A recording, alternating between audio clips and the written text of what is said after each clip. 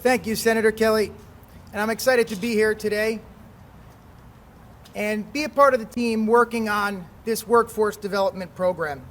I'm very passionate about workforce development for a few reasons. One, my unique life experiences that brought me to where I am today, but more importantly, the work I do with the Joe Abate Charitable Foundation.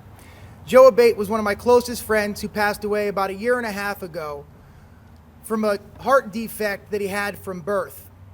And his wife, Megan, started a charity in his name that focuses on two things. One, families that are going through similar issues that Joe did at birth and supporting them.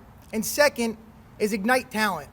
Ignite Talent is a program that allows students that realize they don't want to go to college, and it helps them identify the things they're interested in and have the school partner up with local businesses so those students could have micro internships to actually see what it's like to be working in those positions.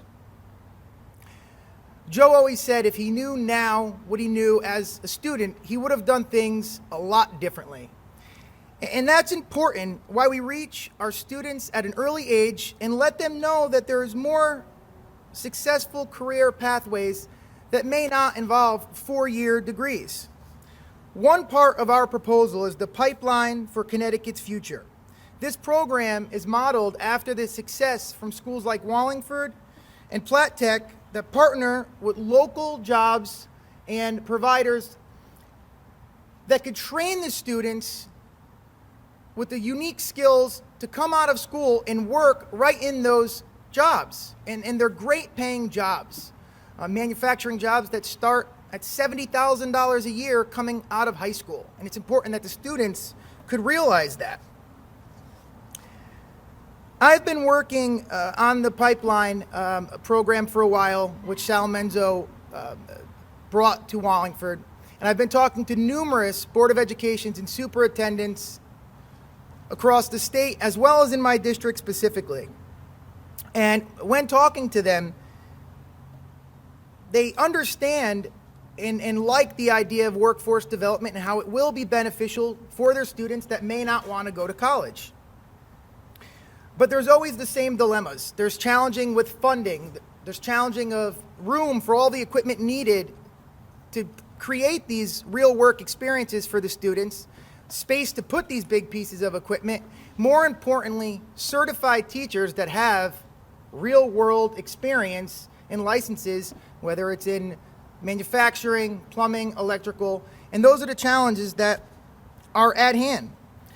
And it's amazing to see from Wallingford has a great program to the other towns that are right next to me, like East Haven, who is implementing something this year for workforce development, the challenges that they have and how different they are. And I just think that they need to communicate a little bit more, and I'm hoping that our proposal could help this.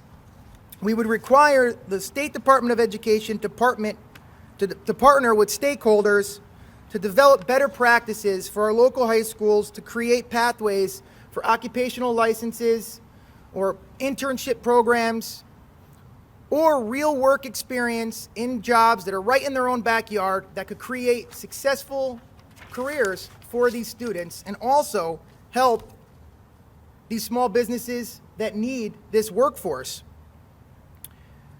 We also need the State Department of Education to examine the laws and identify the changes that are required to bring success to these programs, like school attendance requirements, counting apprenticeship hours as school hours, clarifying use of Perkins funds, specifically for transportation to and from these type of internships or work experience programs. We also need to open up trade schools to participate into the needs-based Roberta Wilson Scholarship Program. Key elements for success of this program are concentrating on the trades, manufacturing, healthcare positions that do not require 4-year degrees. Most importantly, financial literacy, understanding the value of a dollar. You'll be surprised how many students don't understand what they really have to pay for. I had an interesting conversation with a superintendent, I believe it was in Wallingford, and they do a career day, and they allow the students to go around and buy their groceries, pay their bills, and students didn't even realize they had to pay for a cell phone. They need to understand the value of a dollar and financial literacy, and that is very important to the success of these programs.